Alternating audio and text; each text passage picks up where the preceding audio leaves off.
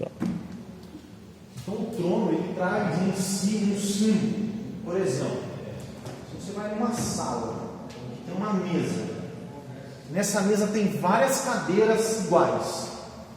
Só que tem uma cadeira muito diferente, que destoa de todas. Maior, mais acolchoada, mais bonita, mais brilhante. Você olha aquela cadeira, o cara não precisa nem estar sentado. Você vai falar, mano, alguém importante deve sentar aqui. E que provavelmente deve ser o cabeça de todos que sentam em volta dele. E é justamente isso que ele já falou. Quando a gente olha no trono, né? Como, por exemplo, esse do Kratos, mas poderia ser qualquer outro. Eu peguei o do Kratos porque eu achei o mais da hora, é o Kratos, né? E eu coloquei assim no Google, o trono de Deus. Só tem imagem bichinha, uns anjinhos. Não, eu quero um negócio empoderado, assim, ó, top.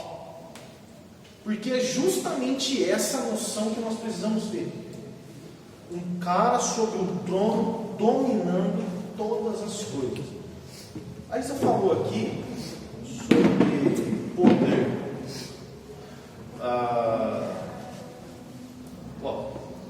Que tipo de poder?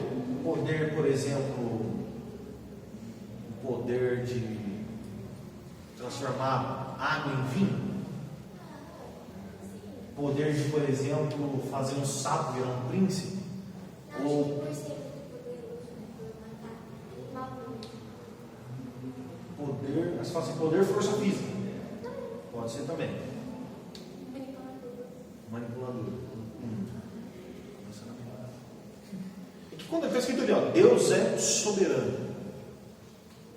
Quando a gente fala de soberania, soberano, poder, que faz sentido, eu estou adiantando um pouquinho, depois eu vou repetir tudo que eu estou falando aqui, mas é para a gente começar a entrar. Quando a gente fala de soberano, poder, quando eu falo Deus é soberano, eu não quero falar que Deus faz milagre. Embora isso também esteja enquadrado como a soberania de Deus. Eu não quero falar para você que Deus é soberano, que Deus cura um leproso. Quando eu trago a memória, Deus é soberano, eu não quero falar que Deus andou sobre as águas, Jesus andou sobre as águas, não tem poder para expulsar demônio. Embora tudo isso também faça parte. Soberano, soberania, tem a ver com governo, poder político. Basicamente é autoridade. Não tem a ver com o poder, como eu falei, de operar milagres, mas o poder de dominar, de tomar posse, de isso aqui é meu.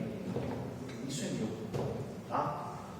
Isso talvez seja um dos problemas do porquê eu trouxe, mais uma vez, como teve lá em cima, né, que o João veio, trouxe a aula para a gente lá. Talvez esse seja um dos pontos cruciais que, por exemplo, lá no grupo que a gente usa, não fala sobre isso. Não como deveria, que é o mais importante. Deus é soberano. No final, eu quero que você, esse é meu objetivo, no final dessa aula, você vai falar assim, Deus é soberano, o que mais? Ele é soberano. Basicamente, a soberania de Deus é a reunião de todos os atributos de Deus, de todas as nuances de Deus, numa única coisa. Deus é soberano. O que mais?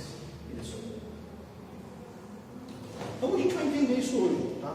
E eu só quis usar aí, como eu estou explicando, como eu peguei o Kratos como exemplo, porque ele está num trono top e demonstrando esse poder, esse domínio sobre os seus inimigos, no caso aqui. Tá? Vamos lá. Deus é soberano. Exclamação, soberano. O que significa afirmar que Deus é soberano?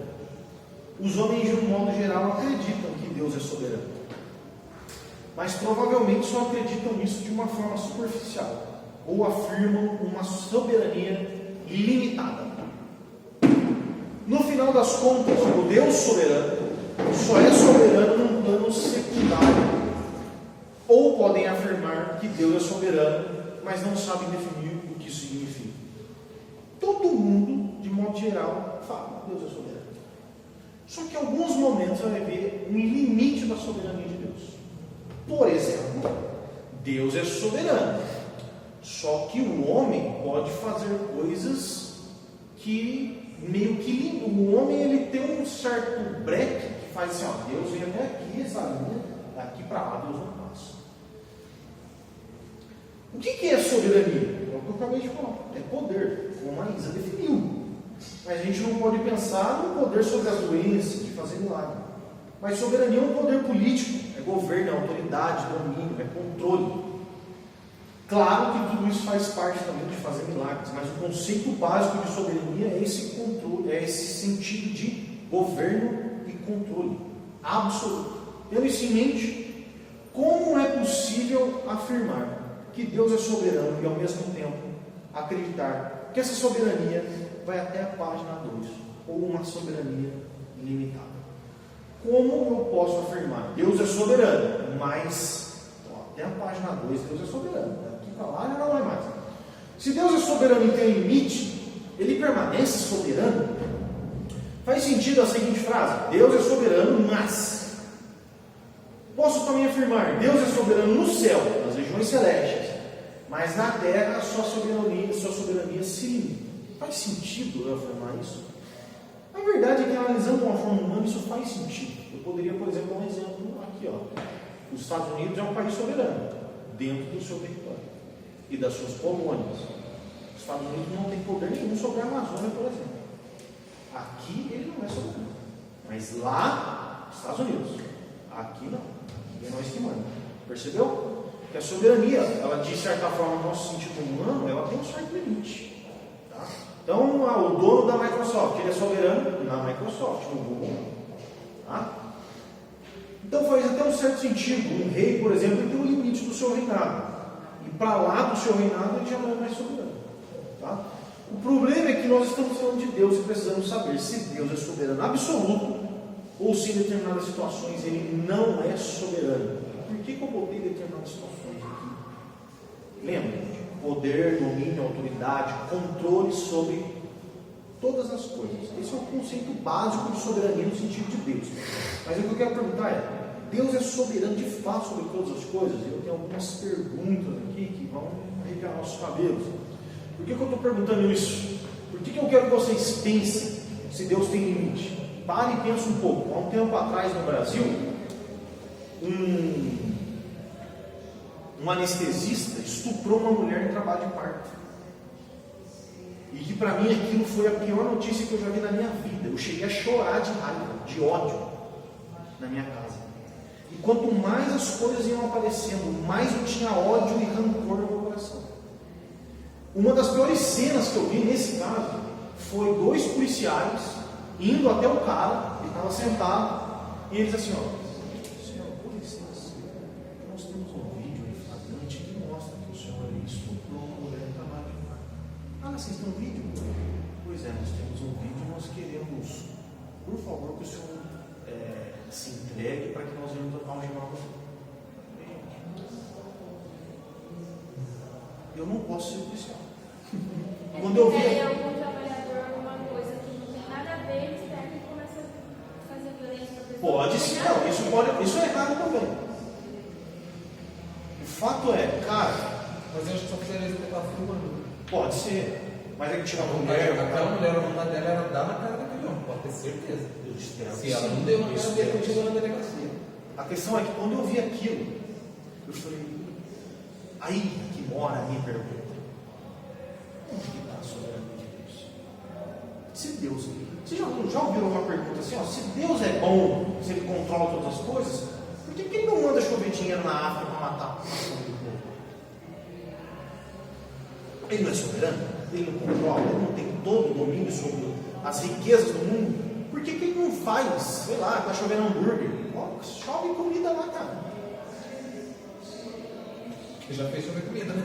Já fez. Pra ele, isso aqui, Será que está chovendo hambúrguer inspirado no Maná? Sei que seja, mano. Pode ser, enfim. Se Deus é soberano, há uns tempos atrás, como eu coloquei ali, um pai de família matou uma. Pai de família. Um cara matou a própria filha e enterrou no terreno de casa. Deus é soberano. A Marília Mendonça morreu porque caiu o avião dela. Quem que deu tapa para cair o avião? Quem é que permitiu? Quem é que botou os fios de energia que o avião bateu? Se Deus é soberano, não é o avião da Chape. Pessoas morreram indo jogar bola. E o avião do Mamonas Assassino? Eles nem sabem.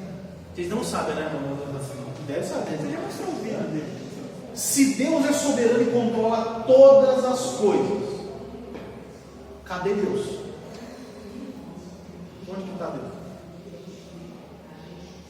Deus é soberano, Deus tem controle de todas as coisas. Se Ele não tem, então quem é que fez cair o avião na Marília? O homem, o pássaro, o fio da rede elétrica. Quem fez? Foi o homem, foi o próprio homem que errou pilotando o avião, foi um pássaro que entrou na turbina, foi a rede elétrica. Quem que fez cair o avião na Marília? Agora, se Deus controla todas as coisas, então quem derrubou o avião? Foi Deus? Como que Ele fez isso? Ele mesmo foi quem deu o tapa no avião? Ou utilizou algum outro meio para derrubar o avião e o avião baixar? Essas perguntas são difíceis de responder, mas pode ficar ainda pior. Se Deus é soberano e deixa as pessoas morrerem, quais são os motivos de Deus deixar as pessoas morrerem? Por que Deus permite que isso aconteça? Ou pior ainda, por que Deus mata? Por que Deus manda para o inferno? Por que Deus me salvou e não salvou meu vizinho? Quem é que dirige as coisas do mundo? Deus, o diabo ou os homens? Quem foi que produziu a Segunda Guerra? Foi Deus, foi o diabo ou foi Hitler? Interessante essa pergunta, porque sempre que eu lembro de Hitler, eu lembro do faraó do Egito. Do faraó do Egito. E lá o texto fala assim, ó: eu endurecerei o coração de Faraó. Foi o faraó que endureceu o seu coração? Foi Deus que endureceu o seu coração? Foi ambas as coisas? O que aconteceu? Quando surge a Segunda Guerra? Foi Deus que promoveu a Segunda Guerra? Foi o diabo? Ou foi Hitler? Quero piorar ainda mais a situação. Eu estou aqui com o melhor livro que eu já li na minha vida. Fora Deus é soberano. Quando você termina de ler isso daqui, você só dá um suspiro e faz uma.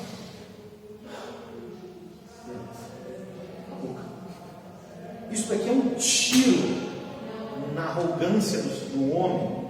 Quem crê, né, no que ele escreveu? Não precisa acreditar no que ele escreveu também, não. Eu, particularmente, creio. Mas esse livro aqui é talvez o best-seller da editora Fiel. É o livro que mais vendeu na Fiel, talvez. E o nome do livro é Deus é Soberano, do Pink. Olha o que ele escreve. Vamos, porém, restringir nossa atenção ao campo religioso. Depois de 19 séculos de pregação do Evangelho, Cristo ainda é desprezado e mais rejeitado pelos homens. Pior ainda, Ele, o Cristo das Escrituras, está sendo proclamado e glorificado por poucas pessoas. Na maioria dos púlpitos modernos, Ele é desonrado e renegado. Apesar dos frenéticos esforços para atrair as multidões, as igrejas, em sua maioria, estão se esvaziando, ao invés de encher. E que dizer do grande número dos que não frequentam igrejas? À luz das Escrituras, temos forçosamente de crer que muitos estão no caminho largo que leva à perdição e poucos no caminho estreito que conduz à vida. Pergunto: por que tanta gente enganando pessoas nas igrejas? Peraí, gente. Por que tanto pastor mentiroso? Por que as igrejas cheias estão vazias e as vazias estão cheias? Cheias entre aspas. Por que as igrejas cheias de Deus, de palavras, estão vazias? E as igrejas vazias de Deus e de palavras estão cheias. Por que meu pai não se converte? Por que Deus não salva o meu amigo? Por que minha tia macumbeira, e mesmo falando do evangelho para ela, ela não se converte? quê, cara? E o que Deus está fazendo? Falando Pinto. E o que Deus está fazendo? Ele está vendo e ouvindo? Ele está imponente ou indiferente com tudo isso? Coisas como essas dão a impressão de ser Deus quem governa o mundo?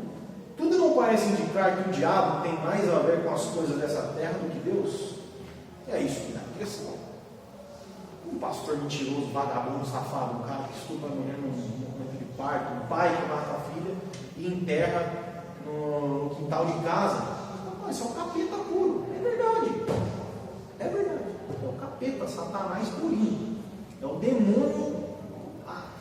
Assim, é mais claro do que isso. Você fala assim, ó, demônio, Satanás. É isso. Tá? É o diabo. Agora, no fundo, eu não falei, o Lucas até coloquei aquele dia. O poder do diabo vem de quem? De quem que vem, Lucas? O poder do diabo é de Deus, gente. No fundo, é o homem, é o diabo, ou é o próprio Deus? A gente precisa definir o que é soberania. Afirmar que Deus é soberano é declarar supremacia, realeza, divindade. Dizer que Deus é soberano é declarar que Ele é altíssimo, o qual tudo faz segundo sua vontade, no exército dos céus e entre os moradores da terra. Como diz em Daniel 4,35. Não há quem lhe possa deter a mão, nem lhe dizer, que fazes? Isso é soberania. Nada, e nem ninguém impede Deus de fazer sua vontade. E sempre que Deus tem vontade de fazer, Ele simplesmente faz. Pronto, Ele é Deus. Isso é soberania. Não acabou. Dizer que Deus é soberano é declarar que Ele é onipotente, possuidor de tudo, de todo o poder no céu e na terra, de tal maneira que ninguém pode impedir os seus conselhos, contrariar os seus propósitos ou resistir à sua vontade. Como diz Salmo 115:3. No céu está nosso Deus e tudo faz como lhe agrada. Não tem mais. Dizer que Deus é soberano é declarar que Ele governa as nações. Como Salmo 22:28. Estabelecendo reinos, Ele estabelece reino, derruba império, extermina as dinastias segundo o seu agrado. Dizer que Deus é soberano é declarar que Ele é o único soberano, o Rei dos Reis, Senhor dos Senhores. Esse é o Deus adoro. É Deus que levanta reino, que abate reino, que destrói reino, que levanta pessoas, que abate pessoas, que governa as pessoas, que controla o tempo, a história, o espaço, e nada foge do seu controle. Deus, por exemplo, é um soberano criador. Isso aqui já começa a coisar a cabeça. Vamos ler Apocalipse 4:11. Apocalipse 4:11. Alguém lê?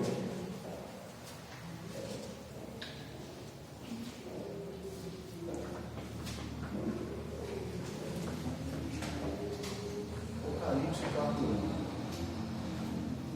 Alguém lê? Pode ler? Pode. Digno és, Senhor, de receber glória e honra e poder, porque tu criaste todas as coisas e por tua vontade são e foram criadas. Beleza. Olha só. Glória e honra, Senhor, né? Porque tu criaste todas as coisas e por tua vontade são e foram feitas. Então, aqui a gente precisa de algumas perguntas. Você lê o texto, a gente precisa notar o seguinte: porque criaste todas as coisas e por tua vontade elas existem e foram feitas. O texto deixa claro para a gente que todas as coisas foram criadas e existem por sua vontade. Antes de todas as coisas, Deus criou os anjos. Deus foi lá para criar os anjos, antes de criar a terra. Ele criou os anjos. Depois que Ele criou os anjos, Ele cria lá os céus, a terra, o homem. Deus criou, então, os anjos. Depois dos anjos, Ele acreditou o resto. Né? Ele criou o resto. Pelo menos isso é o que a gente tem na Bíblia. Sendo assim, teve um momento na história, que a gente não sabe quando, na eternidade, em que Deus estava sozinho. Não tinha ninguém com Ele.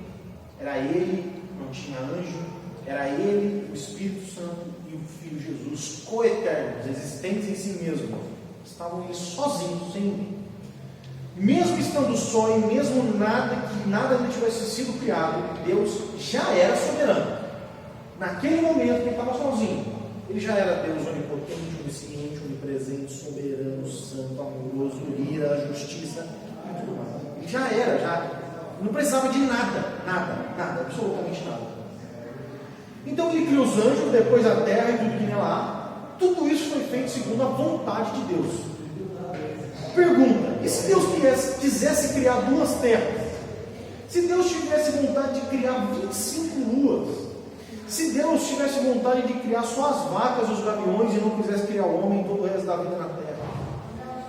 E outro: se Deus não quisesse criar nada, o que teria acontecido? Nada.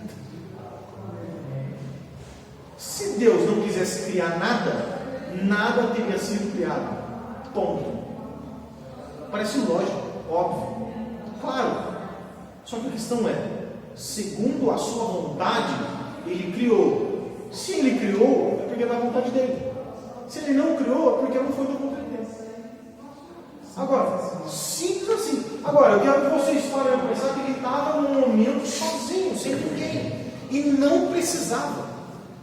Não precisava.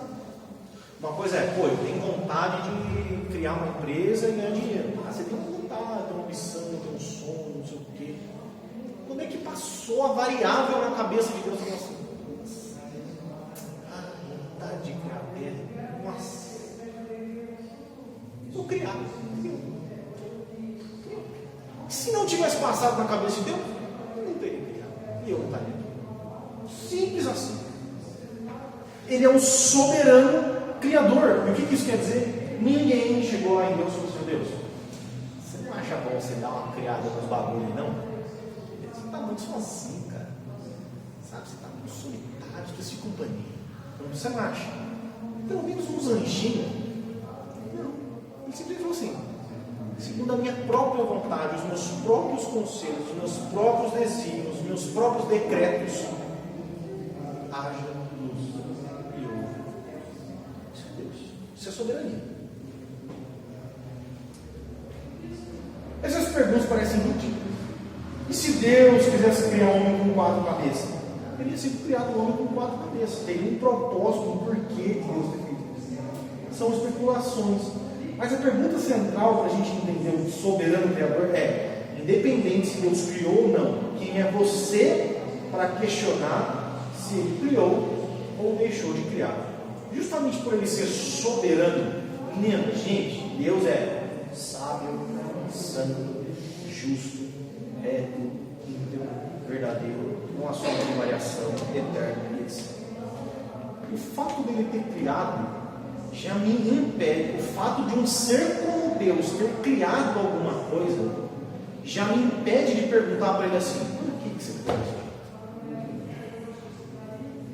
Se vocês lerem Romanos 9, e outros textos também falam sobre isso, mas em Romanos 9, acho que no verso 20, Paulo vai falar assim: pode um vaso virar para o olheiro e falar assim: por que você me criou desse jeito? Imagina um copo. O copo vira para o criador do copo e fala assim: por que você me criou redondinho de plástico, com essas ruguinhas aqui? Por que você não me fez quadrado? Por que você não me fez mais fino? Simplesmente o copo não vira para o criador do copo e pergunta o porquê. Ele simplesmente é copo. O copo é um copo, ele não é racional, ele é irracional, ele não tem sentimento, ele não tem coração. É o que a gente tem. O problema do copo também é que o copo não tem pecado em si. Não é pecado, ele não pega, é um copo. E eu tenho. A partir do momento que eu, pecador, olha só, o copo que não tem pecado, gente, não pergunta para mim por que eu estou usando ele. Eu que sou imperfeito, maldito pecador, chego em Deus e falo assim: por que você me fez mais gordinho do que o Lucas? Por que você me fez mais baixo? Por que você me fez mais alto do que a Maria Eduarda? E simplesmente o texto do próprio Paulo vai falar assim: não tem a massa de dedo. Ponto. Você já viu o barro chegar na mão do dedo e falar assim, ó, vou explicar para você como é que você tem que me fazer, tá? Nós temos que fazer meio gordinho, simplesmente o barro Não tem um manual. Independente se Deus criou ou não, quem é você para questionar se Ele criou? Deixa eu criar. Entre os animais há diferença. Você tem animal na terra, animal no mar, animal no céu, animal de uma cor, de outra cor. Você tem plantas diversas, você tem estrelas diversas, astros diversos, gases diversos na atmosfera, no espaço. Você tem o sol, você tem a lua, você tem uma porrada de coisa, uma diferente da outra. E entre nós temos aqui mais negros, mais brancos, mais loiros, mais ruivos, mais, enfim, diversas diferenças entre nós. Alguns são mais mansos, outros mais bravos, alguns são mais impacientes, outros não, uns mais estourados, com personalidades diferentes. Somos diferentes. Existem muitas diferenças no mundo criado por Deus, e no fim das contas é assim, porque Deus quer e ponto. E se Deus não quisesse, não seria. Se assim é porque assim Deus criou. Aprenda, portanto, Pink falando nesse livro aqui. Aprenda, portanto, essa verdade fundamental, que o Criador é absolutamente soberano, executando sua própria vontade, cumprindo o seu próprio beneplácito, ou seja, a sua própria vontade. Nada considerando senão a sua própria glória. Isso é importante você ter em mente. Deus é um soberano Criador, Ele faz as coisas do jeito que são feitas para o seu próprio louvor, para a sua própria glória. Se você pegar o Catecismo de Westminster, por exemplo, que é várias perguntas, Catecismo o que é? São várias perguntas básicas e várias respostas daquelas perguntas. Primeira pergunta, por que o homem foi criado? Resposta básica, para a glória de Deus. Por que o peixe, o baiacu foi criado? Para a glória de Deus. Por que o meu cabelo é loiro? Para a glória de Deus. Posso mudar o meu cabelo? Pode, para a glória de Deus. Posso me casar? Pode, para a glória de Deus. E o que não é feito para a glória de Deus? É pecado, é punido para a glória de Deus. O infiel vai para o inferno? Para a glória de Deus. O inferno existe, os demônios também, para a glória de Deus. O inferno para a glória de Deus? Eu sou Deus. É assim que ele faz. Não tinha ele o direito absoluto de agir assim, porque Deus é Deus. Quem ousaria desafiar suas prerrogativas? Murmurar contra ele é franca rebeldia. Questionar os seus caminhos é constatar sua sabedoria. Criticá-lo é cometer pecado da pior espécie. Seria o caso de termos esquecido quem ele é. Veja, todas as ações são perante ele como coisa que são nada. Ele as considera menos do que nada, como um vácuo. Com quem comparareis a Deus? Ou que coisa semelhante confrontareis com ele? Justamente é isso. Quando eu falo que Deus é o soberano Criador, é que nada passou a existir sem a vontade e para a glória do próprio Criador. Até o inferno ele criou? Criou. Para quê? Para a sua glória. O Deus, esse Deus soberano, ele também é soberano na administração da criação, não somente a criação. Vamos supor, Deus criou todas as coisas, céu, mar, estrelas, montanhas, estrelas, animais, as leis da física, o homem. Está tudo criado. Feito isso, Deus decide largar tudo em absoluta vontade própria. Ou seja, Deus cria tudo e fala assim, agora só vai. Segundo o que você quiser fazer, tá? Como se ele apenas tivesse criado as coisas e não as controlasse, mas deixasse como elas fossem livres em si mesmas. Imagina isso, tá? Dessa forma, as águas decidem viver a vida delas do jeito que elas querem, sem controle, apenas seguindo o curso natural que lhe é proposto em sua criação. Pergunta: que garantia você me dá de que essas águas não vão inundar minha casa? Vamos para o vento, que pode soprar numa velocidade absurda a ponto de formar um furacão e destruir uma cidade inteira? Pergunta: como que você me garante que isso não vai acontecer em Jacareí? Como você me garante que um terremoto não vai rachar a terra no meio e devastar a vida na terra? Como é que você garante para mim que essas coisas não vão acontecer? A resposta básica que você deveria dar é tipo assim, ó, Jonathan, Deus foi nos mares e falou assim, ó, até aqui você vai, daqui para lá você não passa. E sabe o que acontece? O mar vai até ali, dali para lá não passa. Sabe por que não tem furacão aqui no Jacareí?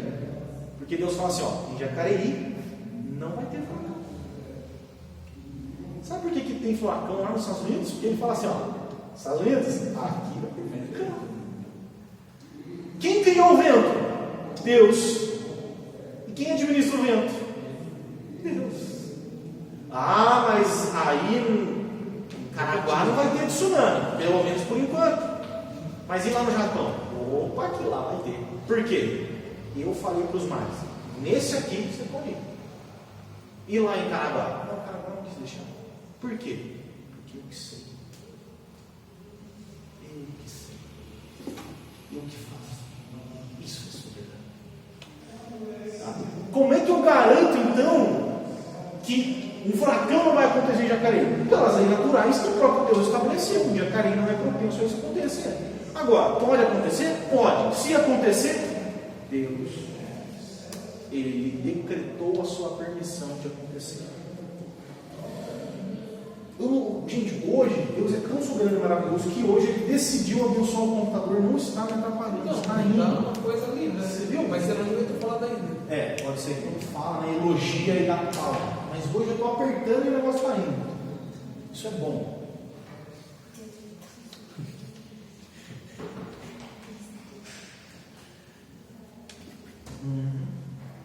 Jonathan, qual o motivo dessas perguntas? Sim, já imaginou se Deus não tivesse dado limite aos mares? Jotanã. Já pensou por um instante se Deus tivesse deixado o universo fazer o que ele quiser? Se Deus permitir que o meteoro faça o que ele quiser fazer, quem garante que esse meteoro não quer destruir a Terra? Por sua vontade destruirá. Então, o fato é isso. Não teve um meteoro que destruiu a Terra até agora, porque Deus não permitiu que esse meteoro destruísse. Mas se um dia caiu um meteoro na Terra e destruiu, Deus decretou e fez assim. O X da questão é quanto ao Deus que cria e se afasta da criação, ou aquele que cria e permanece administrando. Vamos ler 3 textos importantes, gente. Vamos lá. Primeiro, Gênesis 1:3 e depois Êxodo 10, 21 e 22. Gênesis 1:3. Disse Deus, haja luz, e houve luz. Disse Deus, haja luz, ouvi luz. Olha só. O que ele disse? Haja luz. O que a luz fez? Opa, estou aqui. Haja luz, ouve luz. Agora lê Êxodo 10, 21 e 22. Disse Yahvé a Moisés, estende a mão em direção ao céu, e haja trevas sobre a terra do Egito, trevas espessas que possam ser apalpadas. Estendeu, pois, Moisés a mão para o céu, e por 3 dias houve densas trevas em todo o Egito. Continue o restinho. Ninguém pode ver ninguém, nem mesmo deslocar-se de suas habitações durante 3 dias.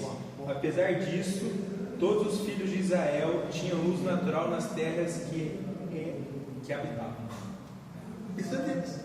Gênesis 1:3, haja luz, houve luz. Êxodo 10, 21 até o 23, não quero ter luz mais. O que a luz fez? Falou, rapaziada. Não, mas ali na terra, ali, ó, pertinho dos hebreus ali, dos israelitas, lá vai ter. Você imagina o Egito inteiro, um apagão, um blackout absurdo, e só o povo de Deus tinha luz. O mesmo Deus que criou a luz falou para a luz, vaza, vai. Aqui não tem mais. E Gênesis 1:9.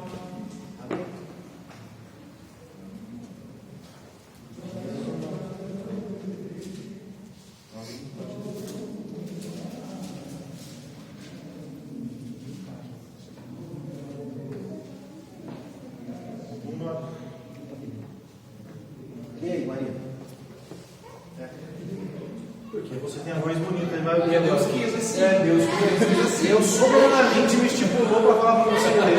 Mas... Como assim? Então você não vai ler. Tá bom. Não tem problema. Leia, Lucas. E disse Deus: junte-se as águas de baixo, dos céus no lugar, e apareça a porção seca. E assim foi.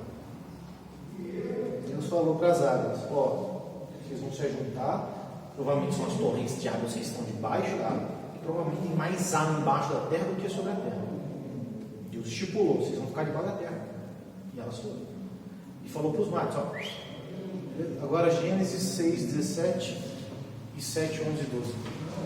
Da minha parte mandarei o dilúvio, muitas e muitas águas sobre a terra, a fim de extermine debaixo do céu toda a carne que tiver fôlego de vida.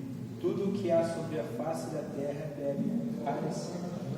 Agora o 7, 11 e 12.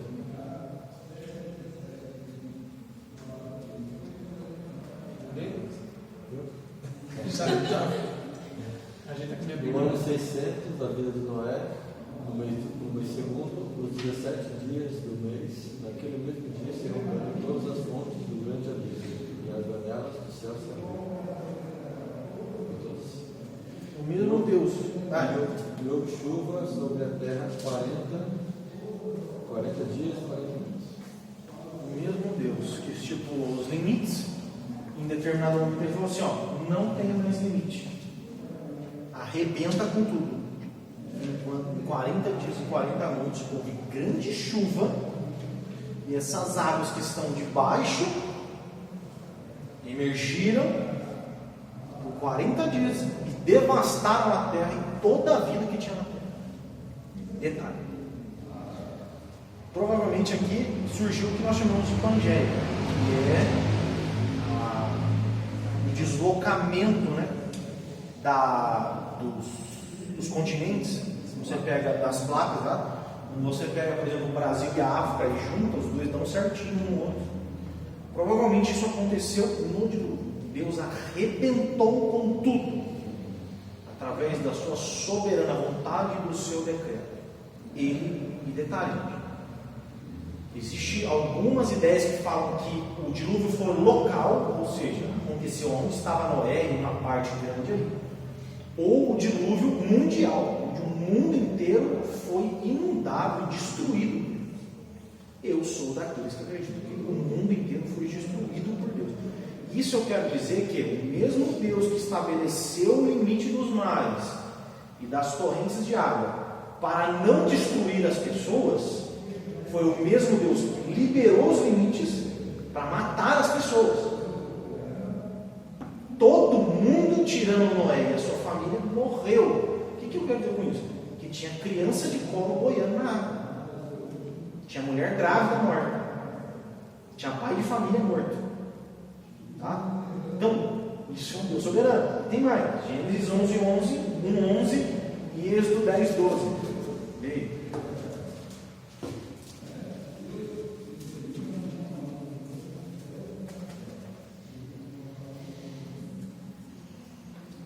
Em seguida ele disse que a terra produza todo tipo de vegetais, isto é, plantas que deem semente e árvores que deem frutos, e assim aconteceu.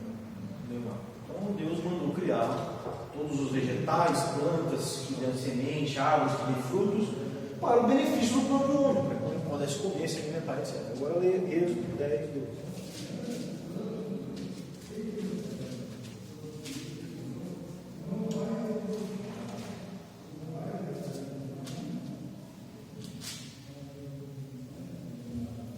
Achou? Leio.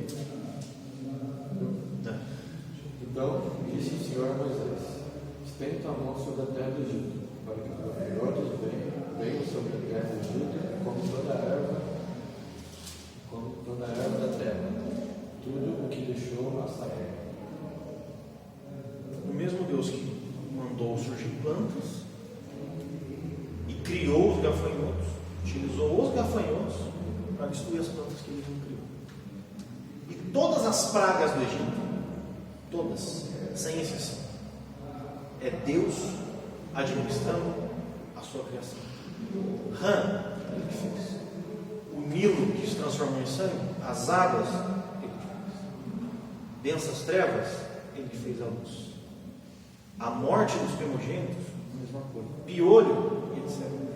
Doenças que apareciam, é ele que fez. Isso é a soberania de Deus administrando a sua criação. Às vezes você pode pensar, mas você foi na Bíblia, pô, não tem nada a ver com a tsunami, não tem nada a ver com o terremoto no Chile, não tem nada a ver com enchente em São Paulo. Ah, não tem. Aí é que está o problema. Se não tem nada a ver com Deus, então Deus é soberano até onde? Essa é a minha pergunta. Quem fez a luz? Quem fez a luz? Quem tirou a luz? Quem deu limite? Quem tirou o limite? Enfim, foi Deus. Ele é soberano sobre os anjos. Deus controla e governa essa criação, inclusive os anjos, inclusive os malignos. Os anjos são servos de Deus, eles sempre cumprem a ordem de Deus. Há na Bíblia muitas passagens que mostram os anjos, né, em submissão a Deus. Mas a respeito desses anjos do bem, a gente não tem muito o que discutir, né? Ou não deveria ter. Muito simples, tá? Anjos de Deus, Gabriel, Miguel, etc. Anjos do bem, que se submetem às ordens, que cumprem as ordens de Deus. Legal, beleza, show. Tá? Só que ele tem que falar do capeta, do satanás, do cramunhão, do pata de criança, do mochila de criança, do pata machada, do capa preta. Do capeta. Vamos ler aí, ó, Juízes 9:23. Deixa eu abrir. Juízes 9:23. Juízes 9:23. Diz assim: enviou Deus, mais uma vez, enviou Deus um mau espírito entre Abimeleque e os cidadãos de Siquém. E os cidadãos de Siquém se houveram alevosamente contra Abimeleque, para que a violência feita aos 60 filhos de Jerubaal viesse e o seu sangue caísse sobre Abimeleque, seu irmão, que os mataram. Quem que enviou o espírito desgranhando? Deus. Bom, primeiro Reis 22, 23.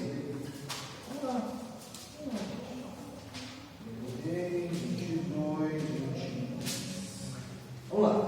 Agora, pois, eis que o Senhor pôs o espírito da mentira. Opa! Olha Deus aí, ó. Olha Deus. Deus pôs o espírito da mentira na boca de todos estes teus profetas. E o Senhor falou mal contra ti. Olha o que está acontecendo aqui. Peraí, gente, olha só. Deus utilizando as forças do mal para os profetas de Acabe, se não me engano aqui, para mentir para ele.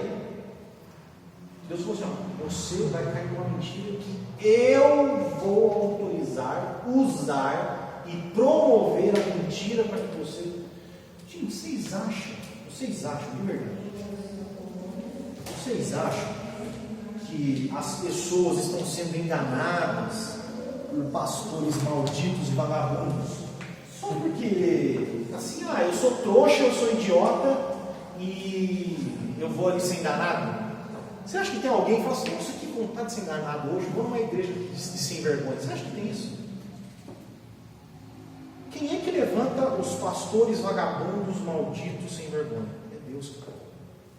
E sabe como é que Deus pune as pessoas que são arrogantes?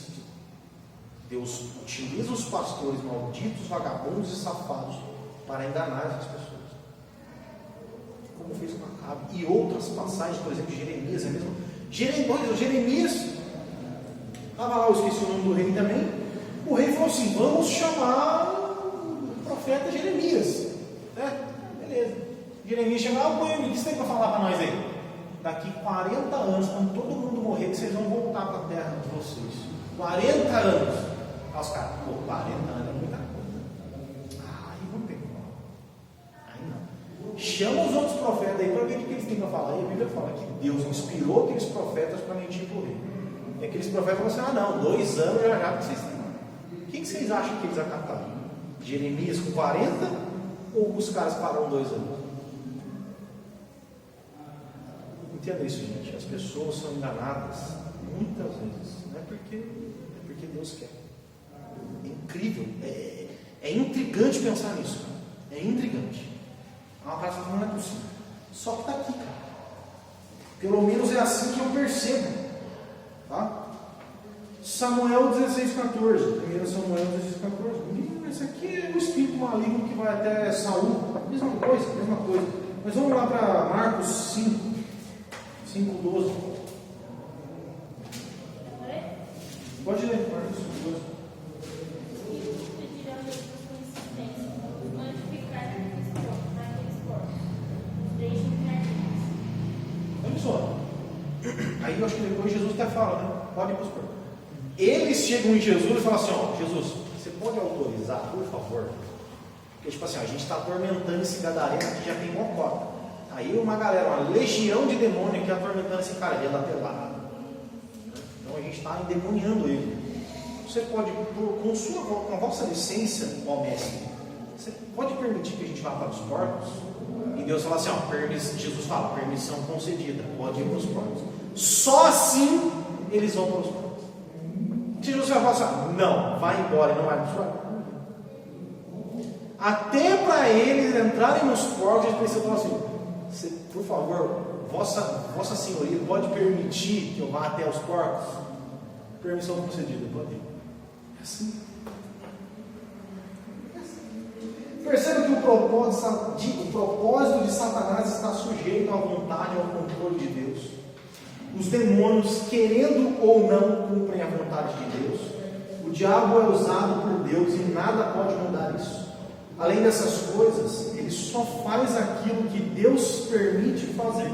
E mais, ele só faz algo sob a autorização de Deus. Eu já falei, olha, aqui, não sei se foi lá em casa, quando a gente falou sobre sexual, da reforma.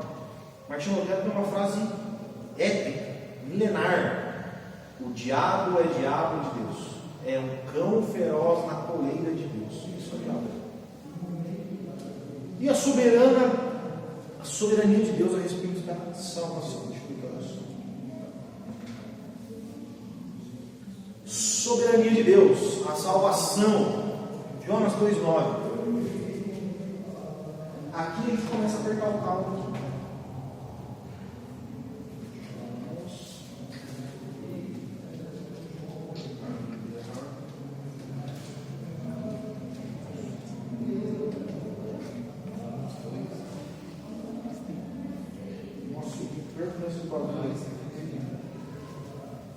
Aqui. Não.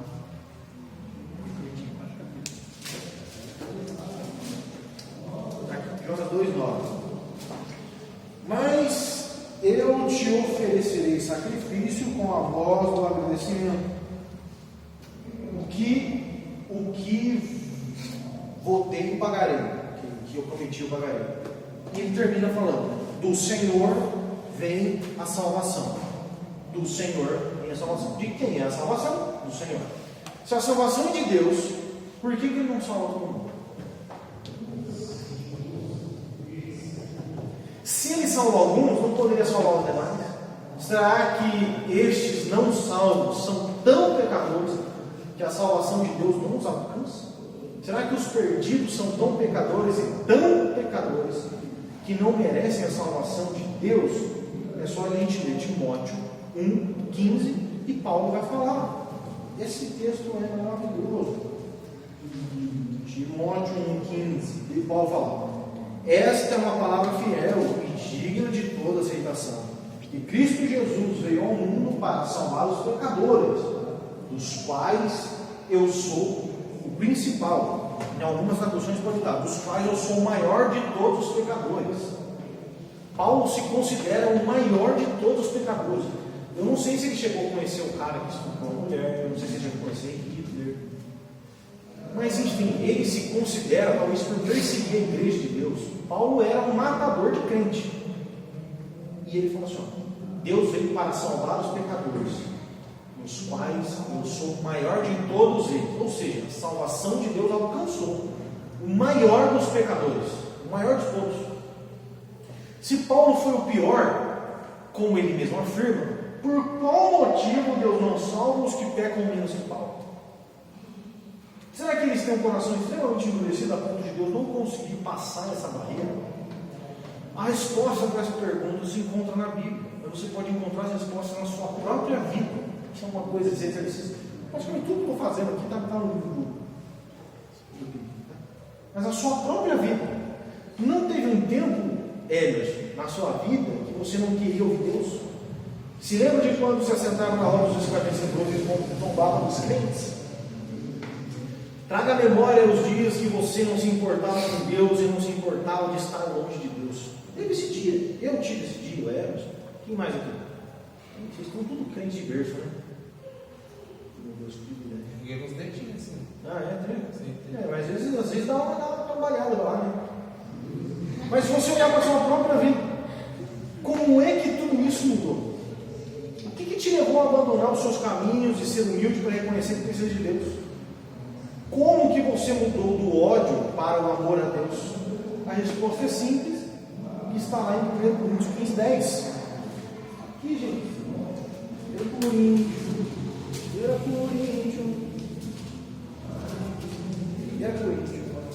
capítulo 15, verso 10. E o Paulinho diz o seguinte: mas pela graça de Deus sou o que sou.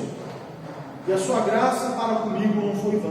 Antes trabalhei muito, mais do que os outros eles. Todavia, não eu, mas a graça de Deus que está comigo. O que salvou Paulo? A graça de Deus. O que salvou Jonathan, Emerson, vocês, pastor Marco? A graça de Deus. Se a graça de Deus foi quem salvou Paulo e você, por qual motivo os outros não são salvos? Era só Deus dar graça para todo mundo. Graça da humanidade. Pelo mesmo motivo, só que pelo contrário. Sendo assim, é incoerente e não é lógico você procurar explicar a atual situação dos maus e o destino deles, o destino final deles, argumentando que Deus é incapaz de salvá-los e que eles não deixam que Deus os salve. Isso é importante. Você até pode pensar, mas chegou um momento em que eu quis e desejei receber Cristo como meu Salvador. Isso é verdade. Mas foi o próprio Deus que deu essa disposição para você. Filipenses 2:13. Porque Deus é o que opera em vós, tanto o querer quanto o efetuar, segundo a sua boa vontade. Quem é então? Eu falo assim: você aceitou Jesus, João? Aceitei. Pô, é verdade. Claro que eu aceitei. Mas como que você aceitou Jesus? Então, não foi pelas minhas forças, não foi pelo meu conhecimento, não foi por nada do que eu mesmo produzi. Eu fui persuadido soberanamente, sem a minha vontade. Eu nem permiti. E ele só falou assim: ó, eu sou bom, eu sou maravilhoso, você está no caminho de morte, eu vim salvar e você vai ser salvo. Beleza? Beleza. E ele operou em mim a vontade e o querer de crer em Deus. Nesse caso, por que Deus não faz isso com todos? Pelo fato de que Ele é soberano e faz como lhe apraz. A fé é um dom de Deus. Efésios 2:8, o irmão Rubens pregou sobre isso esses dias. Na verdade, ele não chegou aqui. Talvez seria a parte mais importante do texto que ele pregou. Foi no domingo. Ele pregou sobre Efésios 2. Efésios 2:8 fala: a fé. Vamos ler. Eu esqueci. Vamos lá. Efésios 2:8.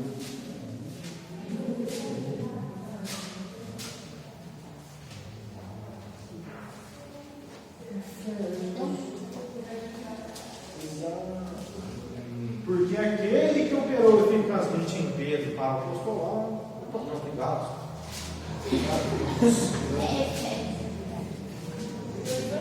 2:8. Leia hoje.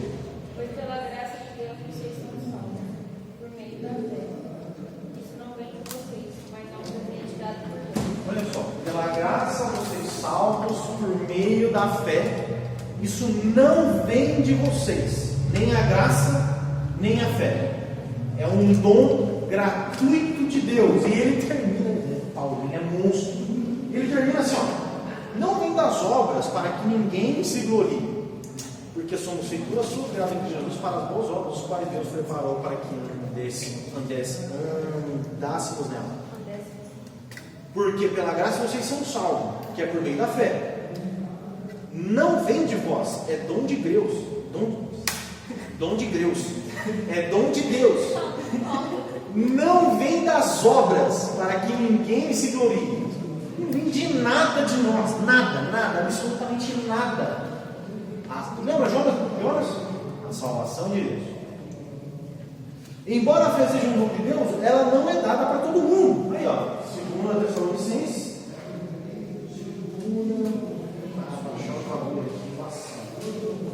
O celular está acostumado. 2 Tessalonicenses 3:2. E para que sejamos livres de homens dissolutos e maus, porque a fé não é de todos. A fé não é de todos. Sendo a fé não de todos, Deus nos protege dos malignos daqueles que não têm fé, que investem contra a igreja. Olha o que Pink fala. É Deus soberano na distribuição dos seus favores? Não tem ele o direito de ser assim?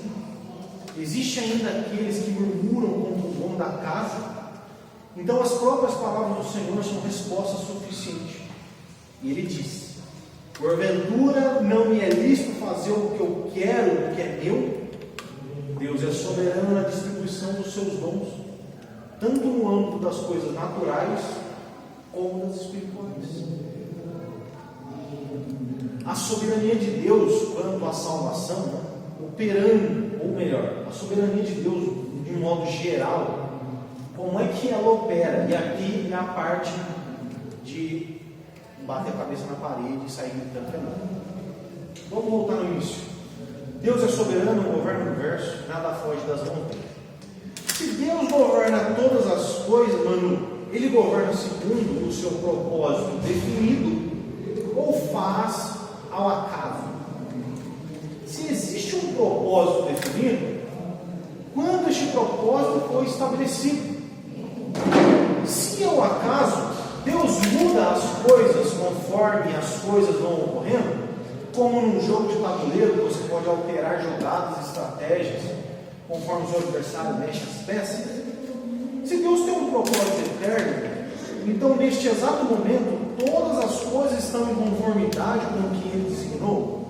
Se não é assim, então Deus altera as suas vontades e desejos conforme o tempo passa. Qual é a pergunta que chega aqui? Se Deus é soberano, se Deus criou todas as coisas, e se todas as coisas de fato acontecem, por exemplo, haja luz e houve luz, vamos pegar isso como exemplo. Isso aconteceu num acaso? Deus falou assim: neste momento agora eu estou percebendo que ele precisa de luz, hein? Olha, tá, então deixa eu criar uma luz aqui. Nossa, mas está precisando de água ali. Caramba! Precisa de água.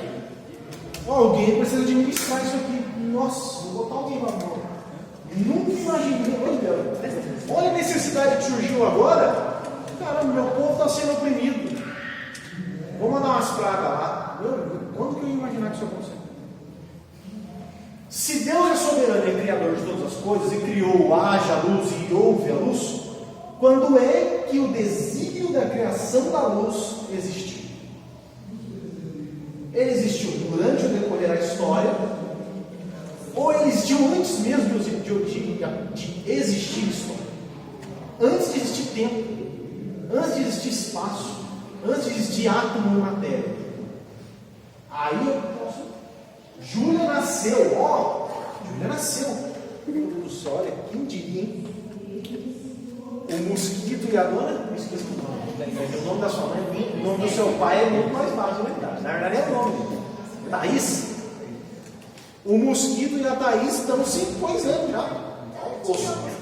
Hã? É o alquimista do pai dela.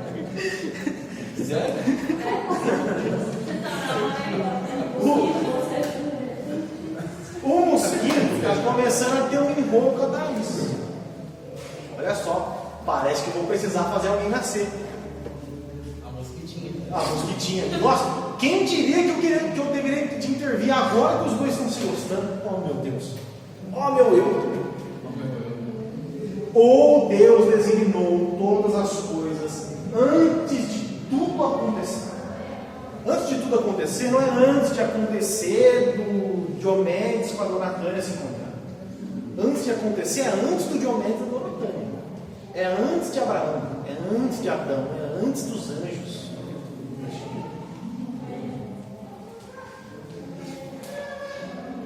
E um detalhe, né? Como eu deixei um exemplo aqui, será que Deus vai alternando e mexendo as peças do universo, da humanidade, conforme os acontecimentos vêm acontecendo? Então, por exemplo, Segunda Guerra Mundial, preciso intervir numa parada aqui, que é nesse momento agora, entendeu? Vamos lá. Se quiser entender o absoluto conceito soberano de Deus em prática, basta você ir para a cruz. E aqui a gente junta com isso. Aqui o pau quebra. Aqui o bicho quebra. Se você acha que tudo é por acaso, você acha que tudo é por acaso? Que as coisas acontecem por acontecer sem propósito, ao modo que Deus dará? Você acredita assim, você precisa ir lá na cruz. Uma vez que Deus é soberano, e sendo assim, governa sobre todas as coisas criadas, e essas coisas são conciliadas com os atributos de Deus, como por exemplo, a onisciência de Deus, a presciência de Deus. O resultado óbvio é afirmar que Deus governa sobre aquilo que Ele mesmo designou e conheceu antes de acontecer. Parece muito difícil, mas é muito simples. Se você crê que Deus é soberano, e se Deus de fato é soberano, a soberania de Deus não vem quando o ocorrido ocorre. A soberania de Deus vem porque ocorre o ocorrido. Justamente o fato de acontecer o que acontece é porque Deus é soberano. E não o fato de, nossa, aconteceu tal coisa. A soberania de Deus. O fato de tudo acontecer do jeito que acontece é justamente isso que mostra, através da onisciência, onipresença, onipotência, presciência, justiça, santidade, ira, amor, graça, bondade. Todos os atributos de Deus em coarmonia se juntam para que todas as coisas aconteçam exatamente como tem que acontecer. E todas as coisas perante a Deus são para a sua glória, e todas as coisas, até o pecado, até as coisas ruins, até o mal, até Satanás, são ocorridas e ocorrem no supremo propósito eterno e soberano de Deus. Isso estou falando de eternidade, antes de tudo acontecer. Como assim? Antes da eternidade, Deus já era onisciente, criador soberano. Antes do início de todas as coisas, Ele já tinha visto o fim de todas elas. Antes do Lucas nascer, Ele já viu o final do Lucas. Antes de criar, Ele já sabe o fim. Mas não só isso, além de saber, Ele mesmo decretou ou construiu o que seria feito antes daquilo existir. E tem mais, pois Ele mesmo predestinou as coisas criadas, o fim delas e todo o propósito de tudo isso que existe. Ou seja, o texto, lembra quando a gente não pregou o Salmo 129? Senhor, tu me sondas e me conheces, não sei o que, não sei lá, e em um determinado momento do texto, Davi fala assim: antes de eu nascer, eu já tinha escrito todas as linhas da minha vida. Tudo. Eu não me lembro agora do profeta, mas ele fala que antes do ventre da minha mãe, eu já fui escolhido para profeta para as nações. Romanos 9 vai falar assim: antes deles praticarem o bem ou o mal, Deus odiou Esaú e amou Jacó. E lá em Romanos 9 também vai falar que Deus endureceu o coração Faraó. E que na verdade Deus estipulou o próprio governo do Faraó para que ele demonstrasse o seu poder, a sua justiça, o seu amor, a sua santidade, a sua glória, através da vida do Faraó. Antes daquilo acontecer, Deus já sabia que aquilo ia acontecer, não só sabia, decretou que aquilo ia acontecer, não só decretou, construiu exatamente aquilo que ia acontecer, e não só construiu, tudo ele fez com o propósito que ele mesmo designou.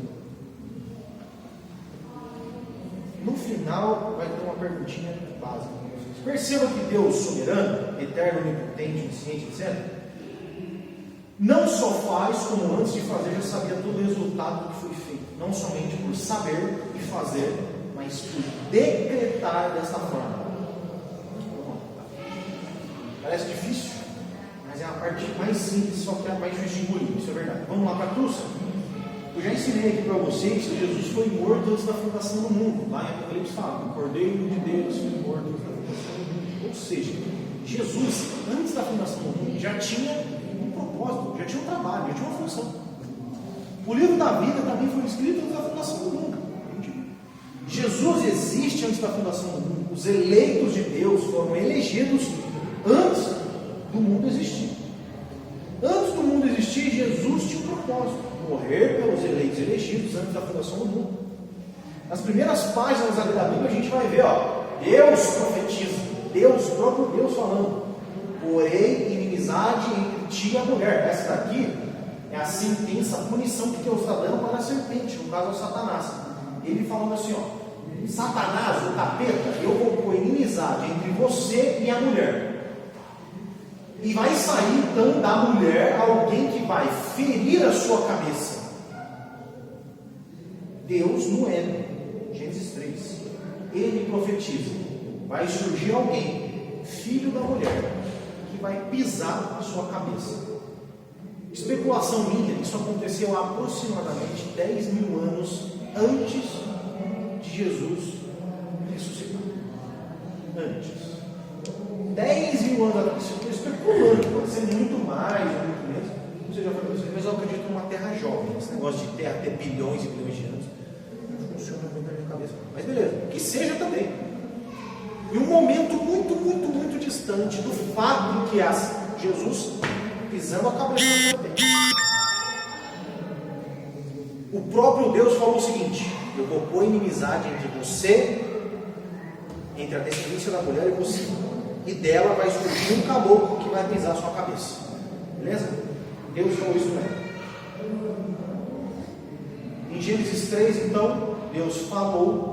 Em Lucas 24, Jesus ressuscita e destrói os aguilhões da morte.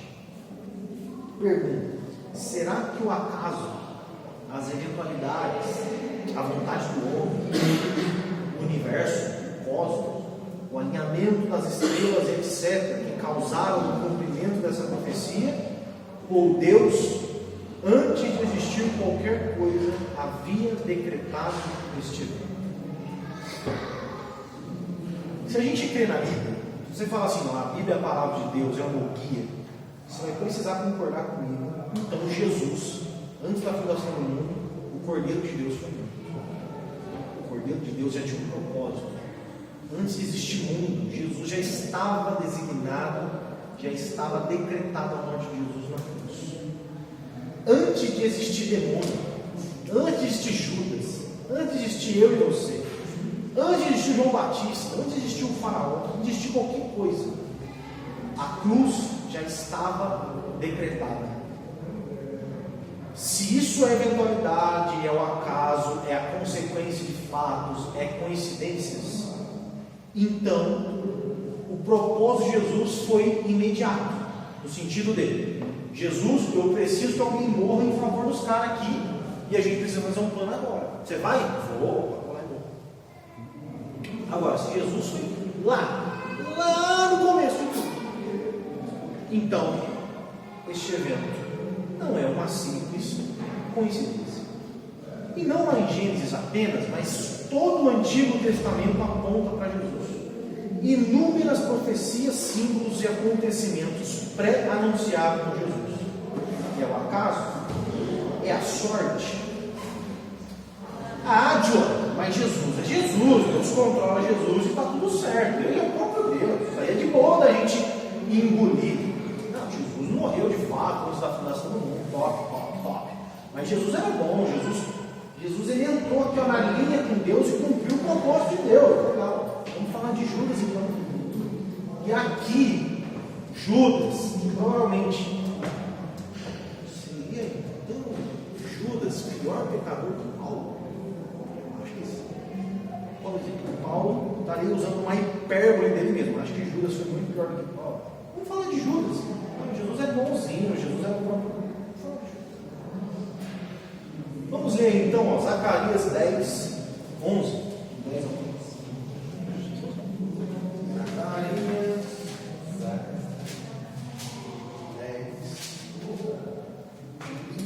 10 até o 13. Vou ler aqui, ó.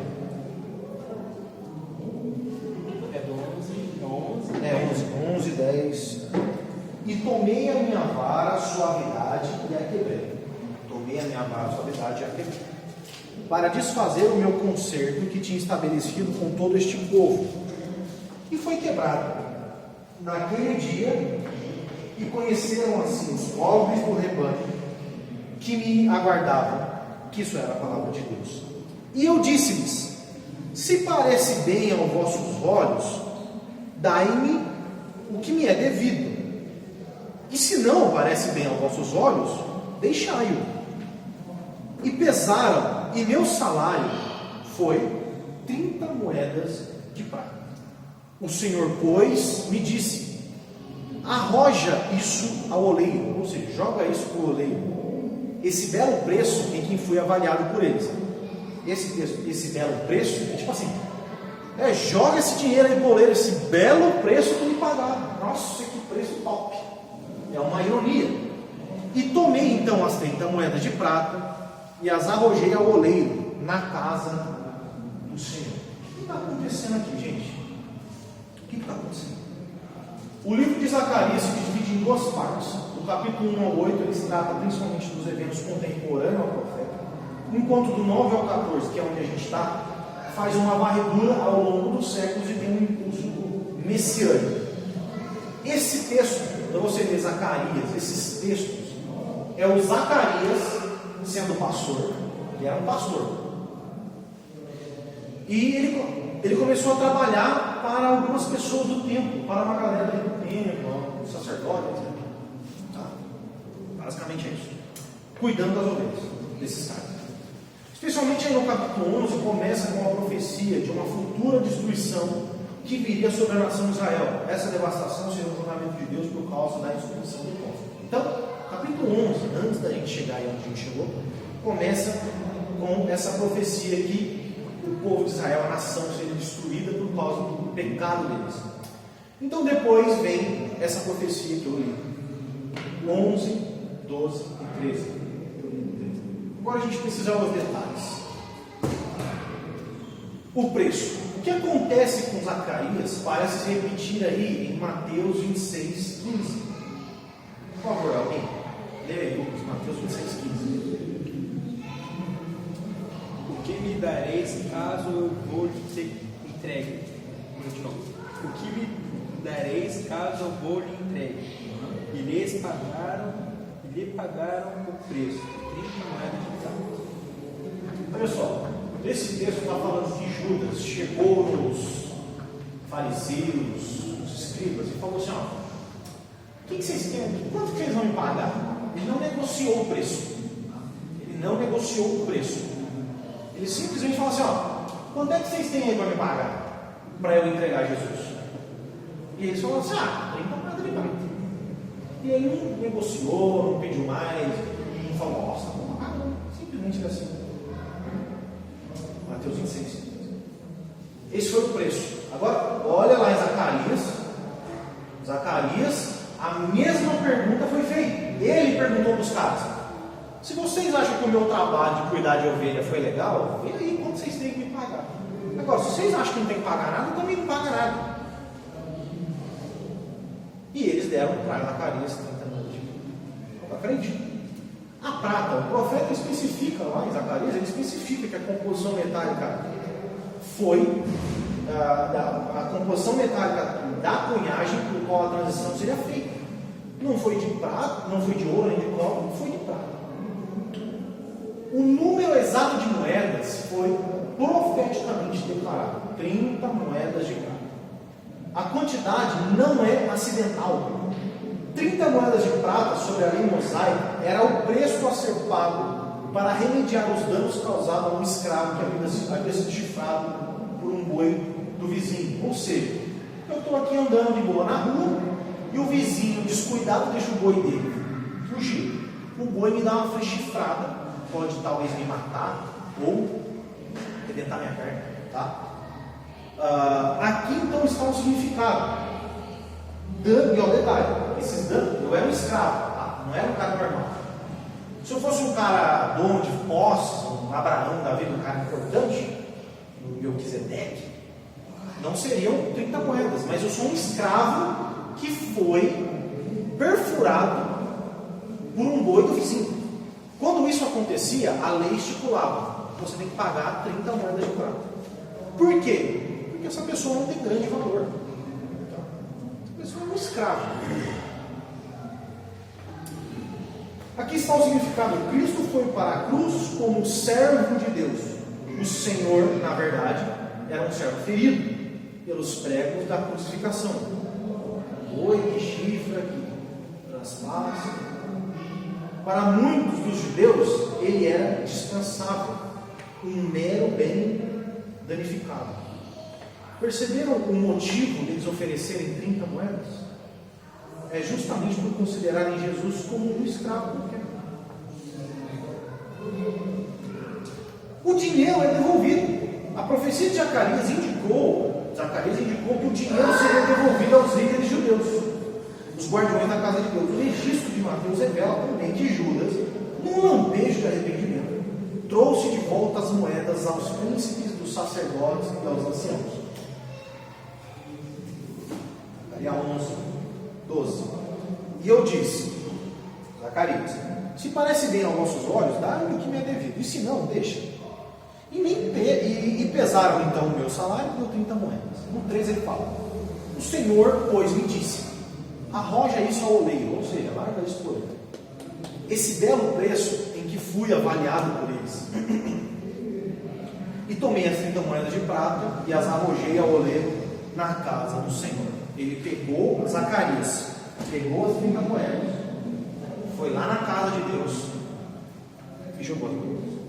Simplesmente. Exatamente igual o que Judas fez. Num lampejo de arrependimento, Judas pega aquela moeda e fala assim: zedou o molho, vai até os próprios caras que pagaram ele e devolve as moedas. Lançado na casa de Deus. O profeta indica que de alguma forma as moedas de prata eram para ser lançadas lá na casa do Senhor, como uma profecia. Zacarias foi perfeitamente retratado no ato do traidor. Perceba uma coisa: Zacarias aqui está fazendo o papel de Judas. Ele está sendo o prenúncio de Judas. Tá? Vou ler aqui, Mateus 27.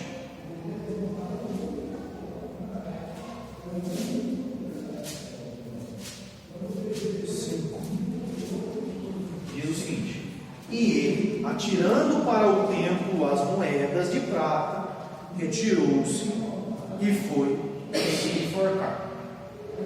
O que Zacarias fez? Pegou as moedas, devolveu. E o que Judas fez? O destino final, finalmente Zacarias segue que o destino final do ótimo preço seria o ouro. Mateus explica essa expressão enigmática. Os chefes dos sacerdotes pegaram o dinheiro que Judas devolveu e compraram um campo de oleiro que serviria como um local de sepultamento para estrangeiros. Se você pegar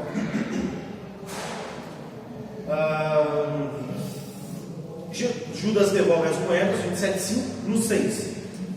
E os príncipes dos sacerdotes, tomando as moedas de prata, disseram: não é lícito metê-las no cofre das ofertas, porque são preços de sangue. E tendo deliberado em conselho, compraram com elas o campo de um oleiro para a sepultura dos estrangeiros. Por isso foi chamado aquele campo até o dia de hoje, campo de sangue. Então se realizou a vaticínara,